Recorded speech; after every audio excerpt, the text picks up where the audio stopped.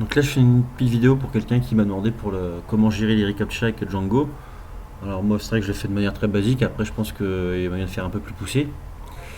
Donc déjà sur le site ici de Google, bon je vais pas montrer mes clés d'API bien sûr, mais vous allez ici, le petit plus, et donc ici je mets le nom de mon site, hein, je sais pas, genre projet numéro 1, numéro 2, machin.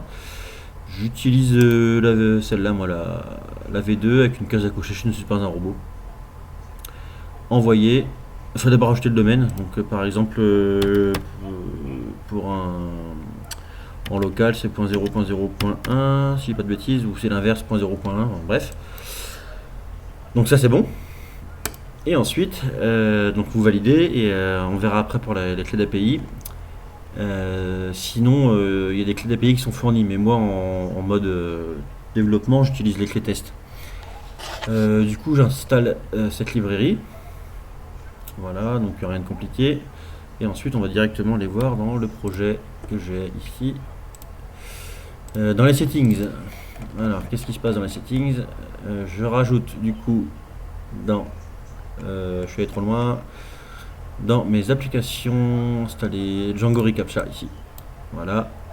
Et ce que je fais par contre, c'est que Django reCAPTCHA ici, dans mon fichier settings, il n'y a rien qui craint, hein, donc tout ce qui craint dans des fichiers d'environnement.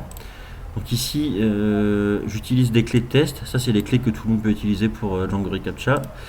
Et je mets cette constante ici pour éviter de me taper un gros message d'alerte à chaque fois que je lance mon serveur.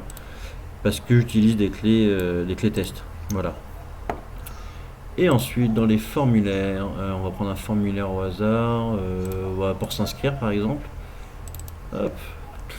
Donc ici, j'importe. D'ailleurs, j'en ai trop laissé, tiens. Hop.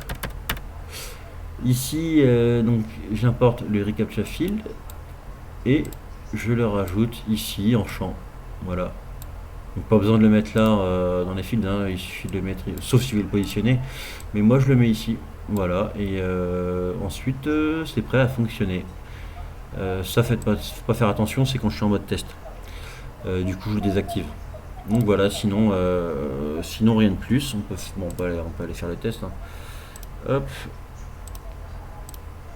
Parce qu'il y a un petit truc à voir, c'est que du coup, l'inscription taxe ici.